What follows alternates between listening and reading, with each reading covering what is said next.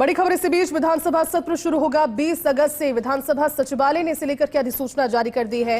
विधानसभा का 6वां अधिवेशन होगा। राज्यपाल के आदेश पर अधिसूचना जारी हो गई है। विधानसभा प्रमुख सचिव भारत भूषण शर्मा ने अधिसूचना जारी कर दी है। और ये बड़ी खबर क्योंकि देखिए मानसून सत्र की तारीख, विधानसभा सत्र 20 अगस्त से शुरू होने वाला है और ऐसे में सचिवालय ने अधिसूचना जारी कर दी है। विधानसभा के सत्र की पक्ष और विपक्ष दोनों तैयार हैं, जनता तैयार है, क्योंकि देखिए जनता से जुड़े हुए जो महत्वपूर्ण मुद्दे हैं, जो महत्वपूर्ण बिल हैं, जो कि सदन की पटल पर लाए जाएंगे।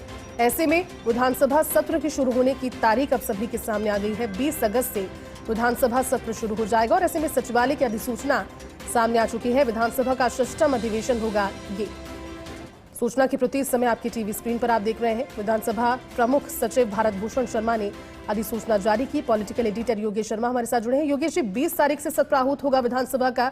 सचिवालय की ओर से अधिसूचना जारी हो चुकी है, क्या जानकारी से लेकर और देंगे?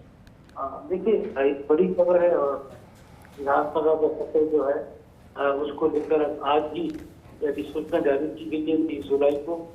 और उसमें लिखा भी है कि राज्यपाल की महोदय की निम्नलिखित राजनीतिक को सर्वसाधारण की सूचनाएं प्रकाशित की जाती है। और राजस्थान विधानसभा का 6वां अधिवेशन, मतलब कहा जा सकता है कि मानसून सत्र भी कह सकते हैं इसको, ये शुरू होगा 20 अगस्त से आगाज किया जाएगा।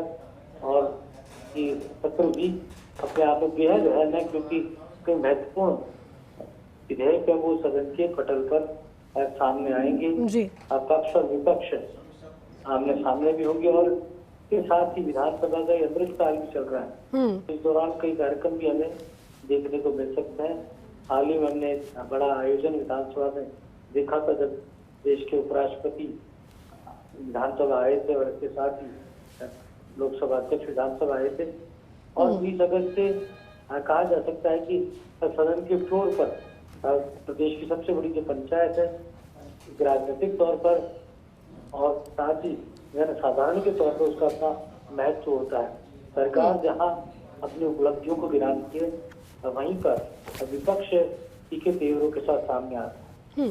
तो ऐसे में जब देश में जिस तरह की घटनाक्रम सामने आए, बीजेपी का आंदोलन देखा, कांग्रेस पार्टी का आंदोलन देखा, केंद्रीय मंत्री के इस्तीफे को देखा, ये तमाम घटनाक्रम राजस्थान की सबसे बड़ी पंचायत को भी राजनीतिक रूप से गरमाने का काम करेंगे। और इसके साथ ही सड़क से लेकर प्रदेश की पंचायत तक आंदोलन की जो तैयारी विपक्ष कर रहा है, उसकी भी हमें इस दौरान बानगी नजर आएगी।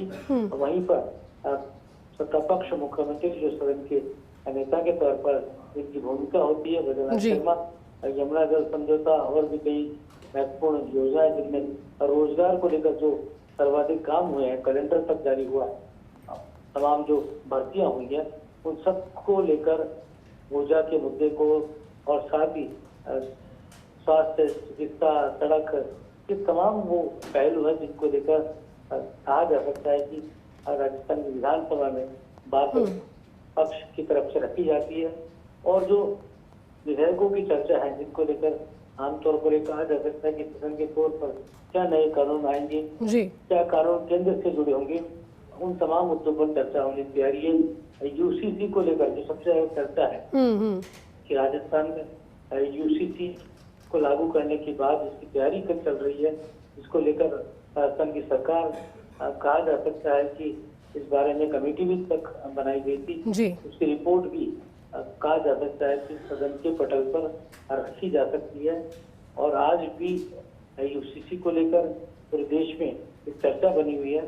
तो राजस्थान से पहले उत्तराखंड ने राज्य ने ये यूसीसी लागू करके संकेत दे दिए थे। ऐसे में जो बीजेपी शासित राज्य है वहां पर ये यूसीसी लागू करने की बात, तो राजस्थान विधानसभा में भी यूसीसी को लेकर सरकार बड़े एजेंडे के साथ सामने आ सकती है। जी, ठीक है।